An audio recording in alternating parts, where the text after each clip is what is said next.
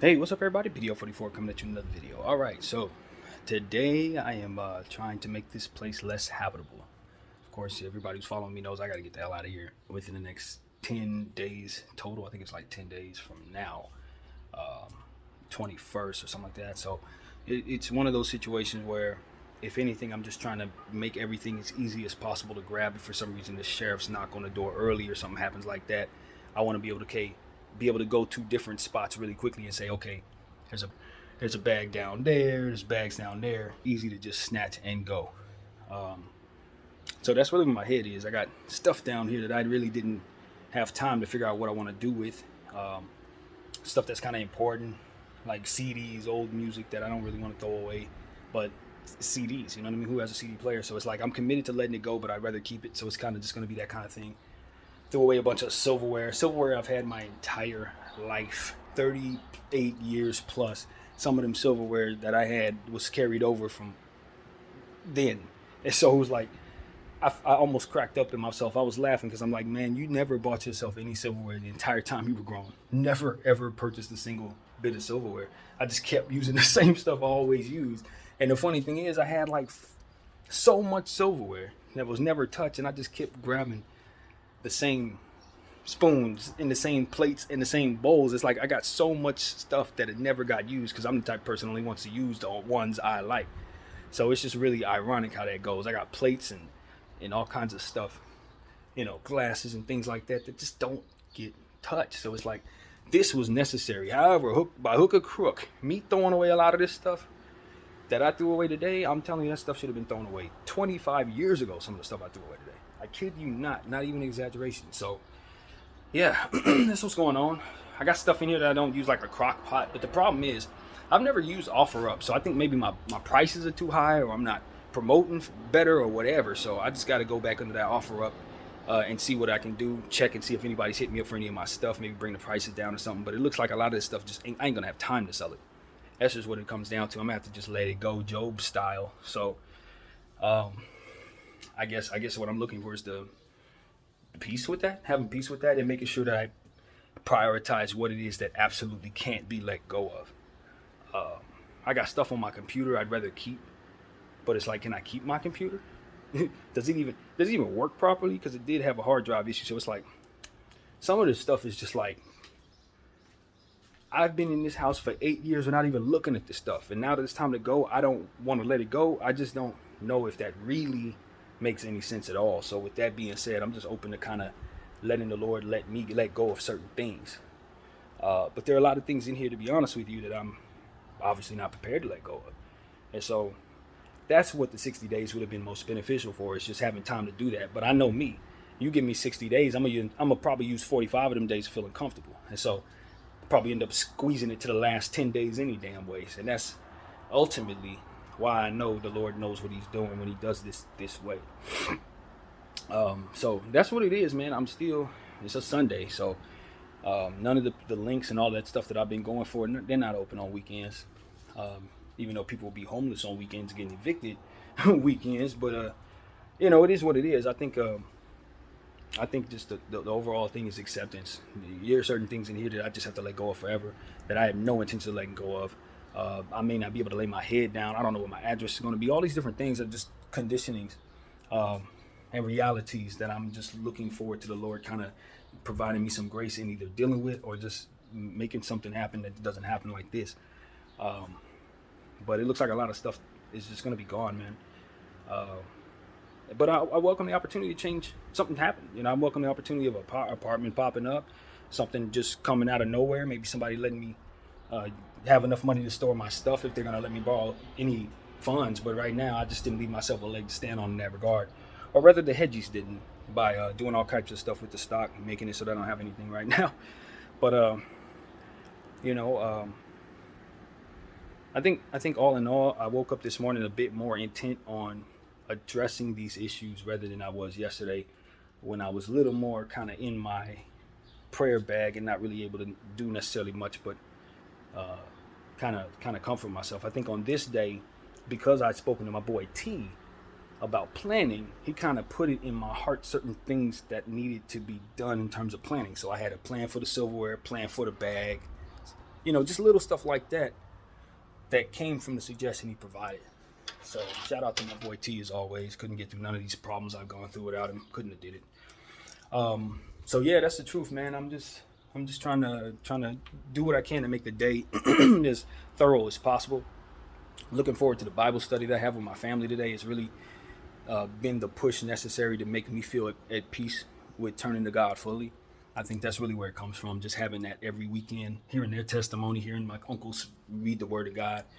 It just pushes me in the right direction, because I think my energy was off because I was staying away from my family, so to speak, for not reasons of God. And so when you take the step toward God in ways that you hadn't been, he also is able to take steps toward you in ways he hadn't been able to. So I think that's part of it. You just straighten your energy out in ways that maybe you didn't realize it was not good. So that's what it is. Looking forward to that around 4:30. Believe it or not, these walks are making my stomach sore. Not necessarily like a tummy ache or nothing, but just like new exercise. You know what I mean? So we doing these 2-hour walks every day. I can really feel it. I can feel the difference. It ain't the same as doing my workouts and squats and stuff like that. My stomach is very much going to have new dips because of these walks. So, the Lord is still getting me active. He had me doing curls this morning. Did a couple, presses. Chest presses. So I'm just trying to maintain what it is that I'm building while trying to address the problems to the very best of my ability. And unfortunately, this is not a whole lot I know how to do alone when it comes to this. I've only moved 4 times in my life. So it is what it is. I'm not necessarily new to this because I've helped others move, but it's just like when you don't have a destination and you got a short period of time, this is very much uncharted territory for your boy. All I know how to do is kind of sit down and relax most of the time. I'm very much not the guy that's conditioned for proactivity when it comes to stuff like this. So it becomes a situation where you just have to start making decisions on things and just accepting certain things that just have to be let go of, and things that I'm trying to sell that just may not have time to sell them. I may have to buy storage. These type of things are just real. They're real, and I haven't a clue what my budget is, and that's why it becomes a situation. Depending on what my family is able to help me with will determine what it is I'm capable of. Otherwise, I'm just gonna have to let things go, because I ain't gonna be able to carry them on foot. I ain't gonna be able to store them in people's houses or cars and nothing like that. So I don't know anybody in this building like that. Me, I ain't talking to nobody. So it ain't like I can say, yo, neighbor, can I stash this at your house? I'll come back and get it. There's just no path to that. And what if I'm not coming back to this area? What if I'm have to go out across the state? If that's the case, I don't want any of this stuff shipped. So it's just, again, Job. You know what I mean? And praying the prayers necessary to let go of things, and asking the Lord to make sure that I don't leave anything here that I should not be leaving here if it comes to that. So I'm looking very much forward to the strength that comes from a trial like this. Because I'm telling you, man, all the weakness in my stomach, all the weakness inside is really being attacked or challenged in the situation. And I feel all the fears, all the ruptured fears that come with life when you are in these situations. I got them all with me today and throughout this process. And the closer we get to the 21st, it's just is what it is. I always tell you guys, countdowns are not necessarily the greatest thing for my brain, and because of it, I'm looking forward to this countdown ending. I really am. I'm looking forward to not having to deal with this particular thing no more. It's been a burden on my heart the whole time, really, because I knew that this was coming. I knew I couldn't bring myself to work, and I knew that the bill was piling up, and I knew that the support that was coming from the government in regards to helping me with my rent only went so far. They weren't going to pay the whole thing or continue to pay it forever or whatever. So if you're not going to bring yourself to go back to work, you're going to let your vehicle go away, and you're going to sit here and let your money dissipate. Yeah, this is how it goes. And so it's just a perfect storm of bad for me in terms of my finances being in the worst place they've been in a long time, and this happening at the same time. So it's like, what can I do? What can I do but take the loss? That is what comes at you when you do two things. When you wage war against the devil, which I definitely have, he's gonna hit me hard. And then when you don't do things thoroughly, and when you don't get help for your mental health, or you don't stay on top of your business, you don't continue to work, go back and get you another job, whatever the case may be. I chose to stay away from all of that stuff for the betterment of me and my temperament, and now I have to face those same feelings in regards to fixing dealing with the results of the problem. So it never really actually fixed anything. The same fears that I'm been feeling are now even more so real. because they're attached to actual danger as opposed to just whatever little fears I have that allow me to keep in this house and shy away from everything. So that's the transparency of the moment. I'm not very much feeling negatively at all. I mean, it's just fear. That's all it is. I'm just in a great deal of fear, not knowing what's going to happen in my situation. So when you live in fear all the time anyway, and you try to avoid fear, it's just another day in the life. It's not necessarily, oh my God, I'm facing harsh times. You can't tell the difference. It's the same thing that I'm always trying to get away from. And so that's what I want to tell people. Like, it's the fight or flight fear indicator that's awry in my brain. Because the same fear I feel when things are all falling apart is the same fear I feel when I'm just trying to keep in the house on a regular day anxious, like literally. It's just more so intense because it's attached to reality and I'm cognizant of that. So it's almost like I feel like my fear indicators are lying to me. They're not giving me the truth. They're not allowing me to feel the realness of it. I feel like, one of the things that I'm sitting here concerned about in regards to myself is throughout all this fear processing and all of this, I'm still in the comfort zone that I'm used to. I'm still able to lay my head down in my bed when I'm used to. Now, when I get to situations where I have to eat differently, maybe you don't have a comfortable quarters, maybe you don't have quarters at all, living outside in the street or whatever's coming, shelters and things like that. How will my temperament be then when I don't have my things, when I've left everything in here to kick me out, barely have a couple worldly possessions? These type of things is like, there's no real preparing for that while I'm dealing with this, trying to get past this era, knowing that there's a great chance that the next era is going to be significantly more difficult and more traumatic. It just brings you to a space where you don't want to. But at the same time, it's like, that's what God is for. He helps you understand that they don't have to go that way, because the thoughts that you have making it seem like you're going to see the worst case scenario doesn't include the fact that he's going to make you adapt to that he may not actually let that happen, that there may be another path that makes it so that you're not in that space for very long. But the entire purpose of you feeling these fears, in my opinion, from a spiritual standpoint, is to get you to quit life, cut life short, stop doing it all together so you can stop having your purpose. That's really what it's about. You're supposed to feel these anxieties, and then you're supposed to self-destruct so that you can stop attacking Satan, so that you can stop doing what it is the Lord wants you to do. He wants you to stop living. And so that's what it is. It's like, he'll have you thinking you have to be connected to worldly possessions and money. People lose millions and millions of dollars, jump off a roof. You didn't die when you lost the money. You died when you chose to put the money before your actual well-being. Put these worldly possessions above your well-being. I sit up here and say, I don't want to give up my CDs. I don't want to give up my Jordans. I don't want to give up my favorite chair. What am I going to do with all this stuff? I don't sell it. I need the money. I can't sell it. I don't have time. All those different things. It's like, but you're going to walk out of here breathing. If you quit in response to all these problems, there won't be no more breathing. It won't be no more opportunities for blessings, any of that. You just cut your life short. As to which I believe the Lord won't be very pleased with that, because he still had things for you to do. So it's like, the prayers that I'm trying to pray is, let me let go of all of this. People lose things. In the fire, you can lose your whole possessions. Pictures you never wanted to let go of. Things that, And so my thing is, I'm in a fortunate position to where I get the foresight of knowing that's about to happen. Do you understand what I'm saying? If I'm about to lose everything in the fire and the Lord comes to me and says, hey, you got 7 days before the fire hits.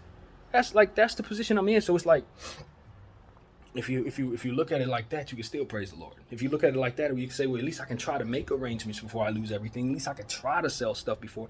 At least I can get something for what it is I have, or get it out of here before. There are many options that allow for me less stress, which is the point of what I'm saying.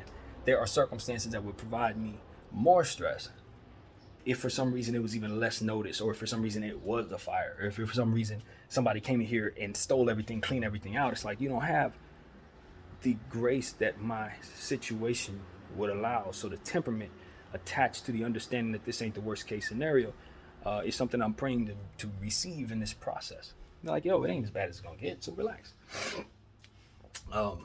But stay active. And so that's what this is. The balance is to stay active while maintaining an understanding that we're going to move on from some things, and that they're not meant to be in my life when it's time for them to go, and that the appreciation for what it is that I have will only grow stronger when I understand how to finally keep what it is that I have.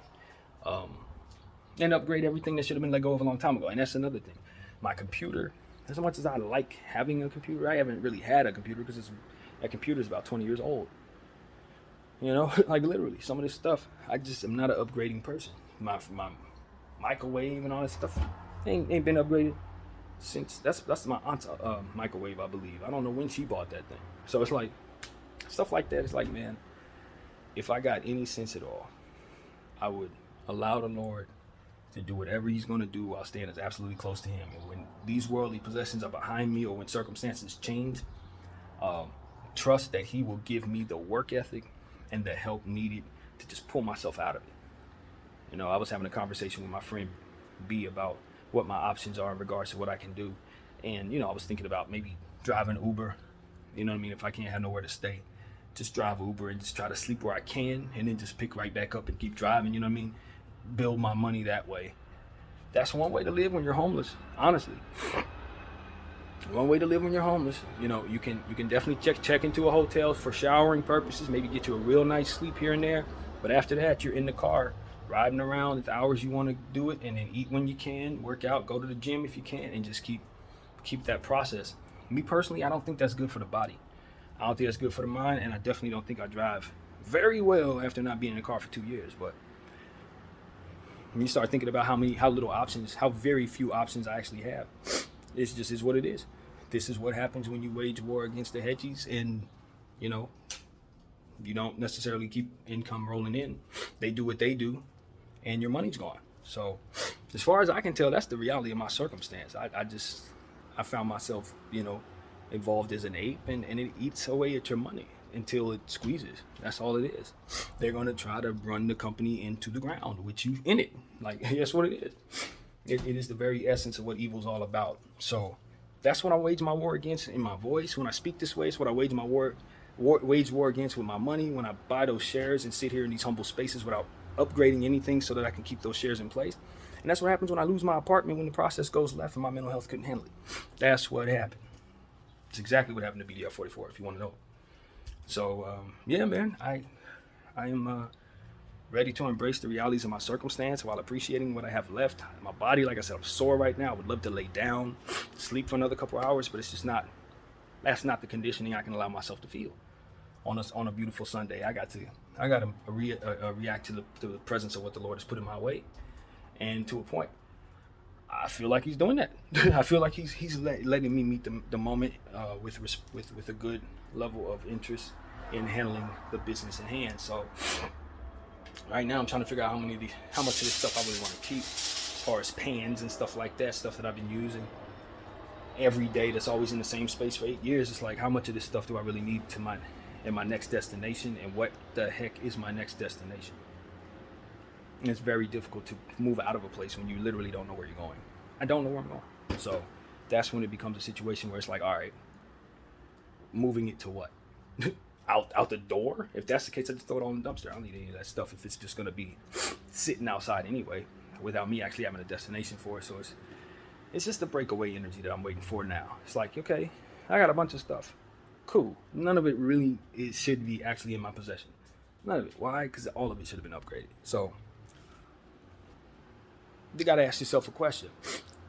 If you were to get the money you were supposed to get, how much of this actually comes with you? The only reason why I have a lot of this stuff is because it's what I need at this point. But if I had what I needed, then I wouldn't need any of this. So that's the way I have to look at it. It's like, the Lord's going to put me in a position to have what I need. If I'm to believe what it is that he's putting in my spirit, I'm not going to go too long without what I need.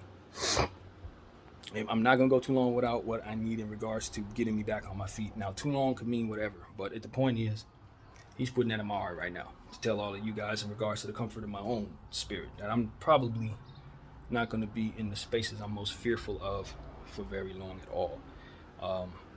And through the process of those situations, if they were to occur, he's going to provide different things to enjoy that will allow me to have a pleasant life while things are going as they are going right now. So I'm just speaking that into existence. I hope it's the case. You know, I would love what I do. I am very thankful that my Lord has allowed me to feel the suggestions of taking care of myself physically, working out, doing eating better and all that. I want to keep those things going. So I speak life into my stem as I always do, because it is a big concern of mine at this age to undo all of this work that I've put on in my body. And it's really a big concern. So with my weights and things like that, I'm wondering how I'm gonna be able to transport those things to where I'm going. Even in the short term, will I have them? Will it matter? That kind of stuff. So yeah, that's what it is, man. I'm just living the reality of my circumstance and appreciating last year. That's what this makes me do. It appreciate last year when I reserved the right, because that's how I word it. But when I reserved the right to just do nothing at all but what I wanted to do every day. That's what you really appreciate about doing what I did, is that I did spend a whole year to ease my mind in regards to creating art and all those different things I always tell you about. I eased my own mind in regards to living how I wanted to, getting up when I wanted to, sleep when I want to, smoke when I want to, all of the various different things. Even though I didn't have no one visiting, even though I didn't, have a girlfriend or a family, excuse me, or family or anything like that, I made sure that every waking minute I enjoyed in this house, because I customed it for my own comfort. And so that's what's going to be the challenge, is to reincorporate myself back in there with others, knowing that I haven't been present with them, not knowing what, they don't know me that well. I don't know them that well because I haven't talked to anybody. And so whatever help I receive is going to be coming from the faith that I'm actually worthy of it, in regards to anybody who's helping me, which is what I most appreciate about my sister and all those folks who've really, really been checking in on me and helping a lot, because I'm just not the guy that always cultivates the relationships. I'm the guy that cultivates his own mindset in isolation all life long while loving all of those people very deeply. And it's a torturous existence.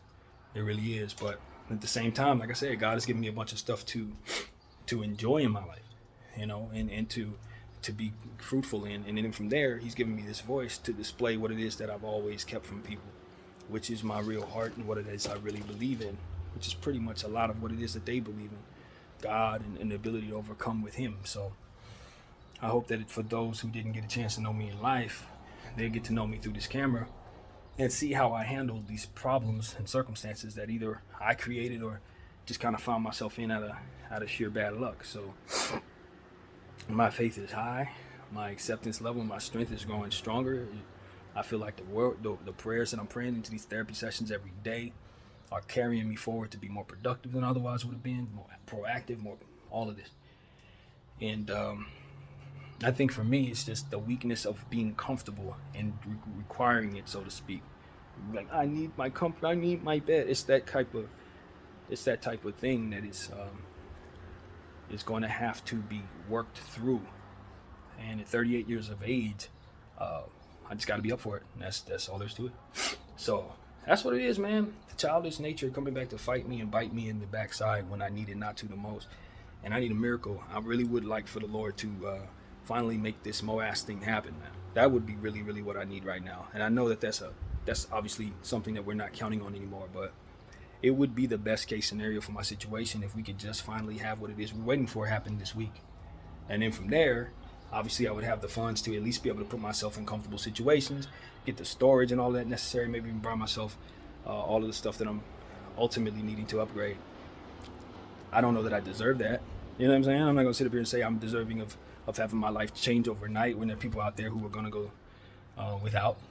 At the same time, I've been living comfortable. Why would I now be the first one who should be able to receive comfort? You know what I mean? And that's unfortunate. But as a naturally self-serving individual, my head goes to please provide me comfort so I never have to live without it. And it's just like, maybe that's the weakness. That's what made me as weak as I am, so that I was out of the lives of the people I need to be in. It was that I was always afforded the ability to not have anything hold me accountable or do any adjusting to the lives of others or having to sacrifice because certain things are just awry. It's not going my way. When you live alone for as long as I do, you never have things not go your way unless you're longing for other things that are not in place. And so that's what it's going to be. The adjustment is becoming a human again. I've never lived with anybody other than my mother. So if I got to live with others, it's going to be a brand new experience. And at this age, that's kind of weird to go through a brand new experience like that. But I'm telling you guys, now that I'm going on these walks, I think that only is going to open up more opportunities to be out. And now that I don't have this comfort zone to retreat to, I can totally see myself exploring the world in ways I never have before, just to keep from being in those spaces that aren't going to be that comfortable to me. You know, if I have a train station next to me, I'm gonna be at the train station riding, if nothing else. If I'm not working, I'm probably gonna be out doing something to keep myself out of spaces that I'm just simply not necessarily comfortable for. So that's how I see myself handling this. I don't want to be laid up in somebody's house. I don't think anybody would allow me to do that anyway. I wouldn't respect that in me, and I don't expect that that's something that's going to be able to get me out of my situation. I think the best thing for me right now, obviously, is to take care of getting out of this place, and then the next best thing, if I'm able to, is to get get my diagnosis. That is absolutely everything. And then once that diagnosis comes, everything else can kind of make some sense, and that can be affordable to get the help that ultimately will come my way for being this way. And so, may this be the last time that we look at people who have anxiety and mental health issues and say to them that it's on them to go through all the different avenues to get the help that they need. I think the avenues need to be much more at ease so that people who have anxiety don't feel stressed out trying to find solutions, because that's been the basis of my sickness. It's the solution chase that ultimately stressed me to the point where I never found the solutions themselves. Yeah, the solutions were in place, but do you have a formula for that? Do you have a formula for that, US? Because that is what I suffer from. So it's like, at some point in time, I gotta say, look, if I'm the very first one, then let it be the very last one who has to go through this without the services I need. It should have been so much easier for me to get the help that I needed. It should have been so much less stressful for me to find a way to get the help. I mean, y'all talk about mental health people and people who are ill, and you start thinking about the things that they do when they lash out, the things that happen. The help doesn't come as easy as it must in order to keep the people from having to experience the ills of those people's behavior. That's it. Mind like mine decided I needed to retreat in this house before I became like that. And I stayed in this house. In my mind, one of the reasons I did it was for the betterment of others. Because I'd gotten to that point where my mindset was really that bad. And the solution in this country is for me to go back to work. But if my mind puts others at danger and the diagnosis hasn't been had, then you are telling me to send myself out there to do whatever it is I would otherwise do. That's what you're doing, US. When you make it so that it's too stressful to get the help necessary, the help don't come. So y'all gotta make that easier. Stuff like this. You know that you like to kick people out of apartments in 10 days flat. You should have emergency housing services. It shouldn't take 3 weeks to get certified for emergency housing if you put court dates that give you 2 weeks to get out. You are coercing people into the street by way of doing that. They're doing that to me. You know what I'm saying? It's like, you didn't give me enough time to even do what it is that you are offering for people who are in my situation. You close everything on Saturdays and Sundays. You give me 10 days. How the hell am I supposed to get things done if things ain't getting done on weekends? This is the best time for me to do it if I'm working. You see what I'm saying? So it's like, it's almost like they're coercing us into spaces where we do snap. You know what I'm saying? And then they get to bring all the paparazzi around and say, see the people going crazy, look at it, it's a school shooter. It's like, no, he ain't no school shooter. He was somebody who wanted help, didn't get help, and then snapped. And that's help didn't come because y'all didn't give it to him. Because y'all made it too stressful for him to get it, or you made it too impossible for him to actually access it, or her to access. You know what I mean? So it's like, I'm not a school shooter. I'm not somebody who wants to pick up a gun for any reason. But the point is, I had gotten so stressed that I wasn't necessarily in control of my own indicators of what it is I should be doing in response to that stress. And if it wasn't for the Holy Spirit, who knows how bad that would have got. If it wasn't for the possibility of AMC, who knows how many times I would have kept going back to work just to keep a roof over my head, and what would have transpired in doing so. Thinking postal snaps and people going crazy. That's how it happens. You know what I'm saying? So I tried my very best to responsibly retreat back into this house to keep from blowing up in any other way that would otherwise harm others.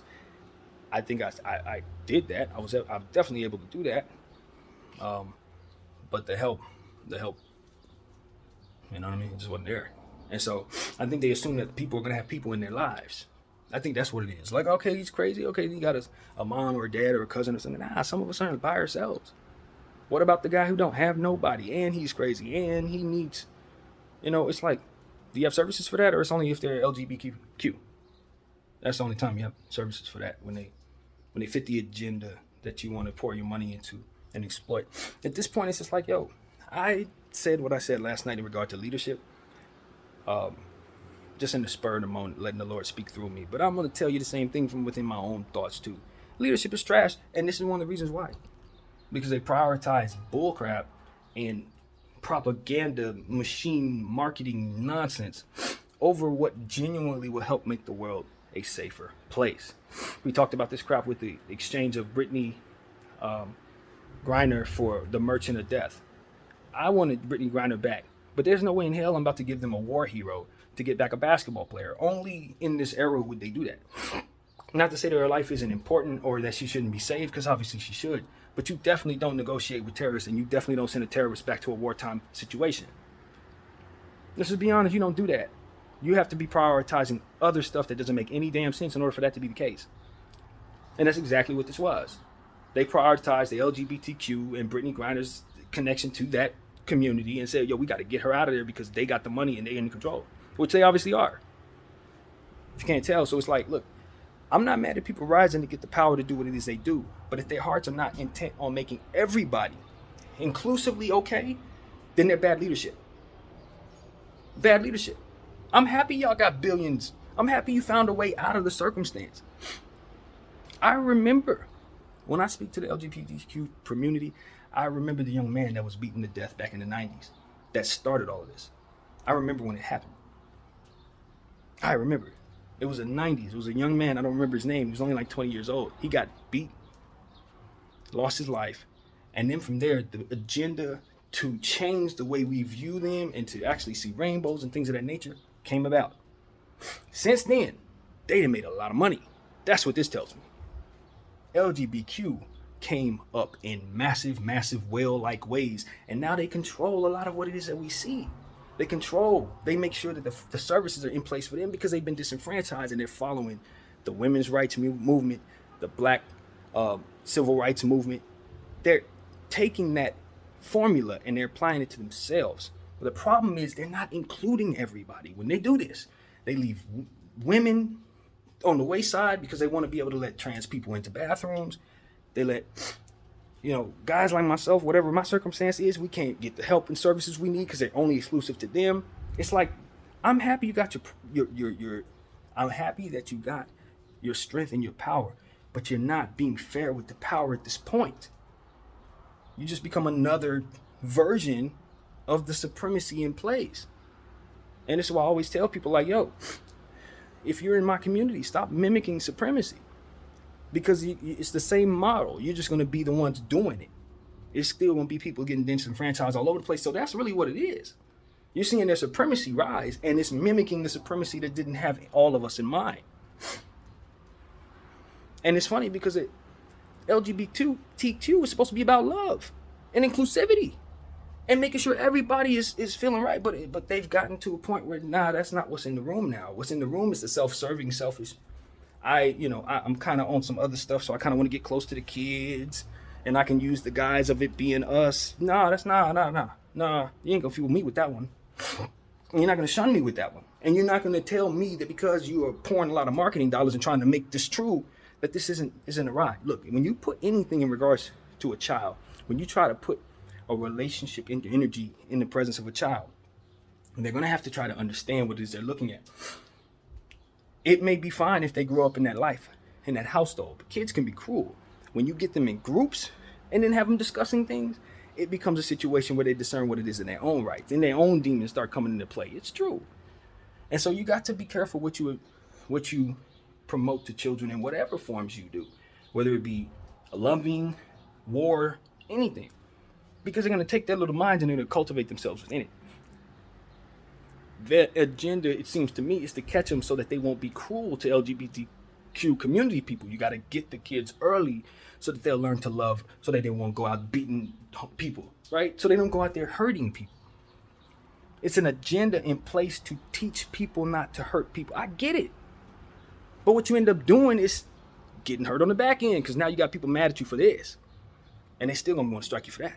And so it's like you got to let love take over, the real love, not the self-serving love, not the it's us against everybody and we got to protect ourselves, and if we don't, it's like that's godlessness. That's why this is not able to be embraced by everybody, because it truly is godlessness, and not in the form that everybody's telling you because he doesn't like your practice. No, he just don't like how you're allowing people to get caught without what they need so that you can get what you need, that now that you've gotten all the power.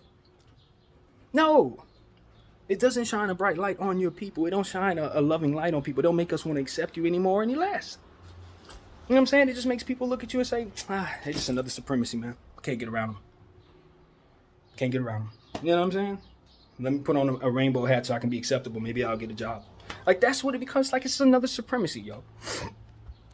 So that's what I got to say about that. It just gets to a point when you're in this position and you're looking for what you need, and then you see like 7 links and they all are LGBTQ exclusive. You can't go there, but they have all the other bells and whistles that you need.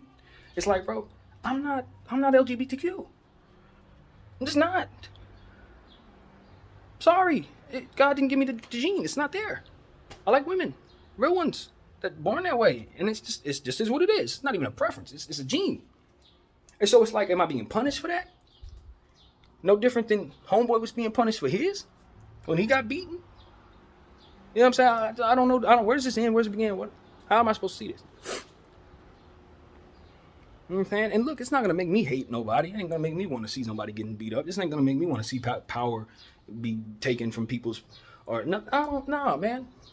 But it comes a time where you got to accept, as I say in my own group, it's good and bad in every group. So if you're just going to go in the room like everybody in your group has halos over their head, as if you don't have to hold yourself accountable for any of the stuff that could be there, that may be there, that actually may be there. And you just letting people just go pushing their agenda toward children. It's not smart. You pushing their agenda toward, in regards to having control over what resources are available to people who don't have nothing. No, that's horrible. You don't let it get this bad. You definitely give them exclusive stuff, but you don't make it so that there's more of that than what it is for everybody else when they are a minority. That's just what it is. They don't make it the majority. So why do they have more resources? You know what I'm saying? So it's just gotten out of hand, man. That agenda, that particular agenda, has gotten way out of hand in 2023. We are far away from where we need to be.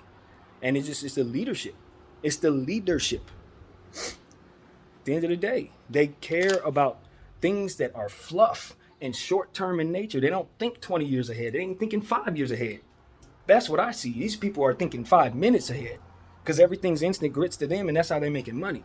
So they govern that way, and it doesn't work.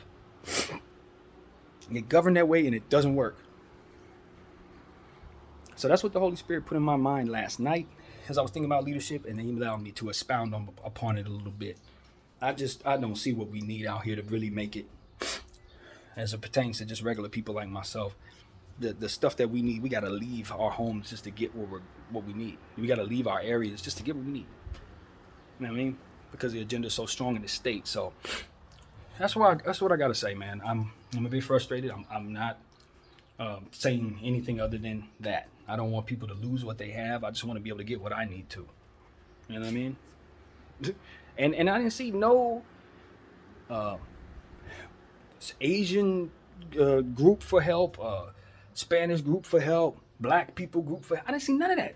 All the exclusive stuff was LGBTQ and then family. That's it. It's like, what the hell? What happened? How did we get to this? How do we get to this where I got 7 LGBTQ links and 2 links for family and then 1 link for everybody else? What the hell? They're the only homeless people in the state? I'm just like, man, at some point in time, this type of stuff make you want to be a city councilman. You get up there and say, yo, what are we going to do about the people who don't fit in those groups, who still need these issues, who need what we have here? What are we going to do about people who are getting left by the wayside just because they don't fit in these groups? You know, I feel like that's the same thing people were talking about when it came to affirmative action in the past. Because they did the same thing. They prioritized one group and left everybody else to get by the wayside. And then by the way of that, you had people mad at that group because they couldn't find what they needed. It's the same model. It's the same supremacy model. It pins people against one another too. purposefully, if you ask me. It breeds the hatred that we ultimately see over time. A lot of those people who hate LGBTQ, they were the same people who were losing their jobs in 2020. The same people losing their jobs in 2015. Type of stuff. Like, it just is what it is. They breed this hatred by putting importance on some and very little on others, and then letting those others point that vitriol at that some. I'm not stupid in that way. I can see that clearly. And so that's what it is, man. I'm just frustrated. I don't know where to go, but I'm definitely not quitting. And so that's that, man. That's that. That's what I had on my heart this morning. I hope I didn't offend nobody. The Lord has made it very clear to me that I got LGBTQ fans. He told me that. He told me quite honestly, you got fans over there. They're gonna like you. They're gonna love you. They're gonna receive what you say. And be at peace. Some of them may be attracted to you. Be at peace. You know who you are. Don't be offended. Because that's a difficult one for me, honestly, friends. I don't tend to take well with dudes being attracted to me because I'm from that old school and I'm straight.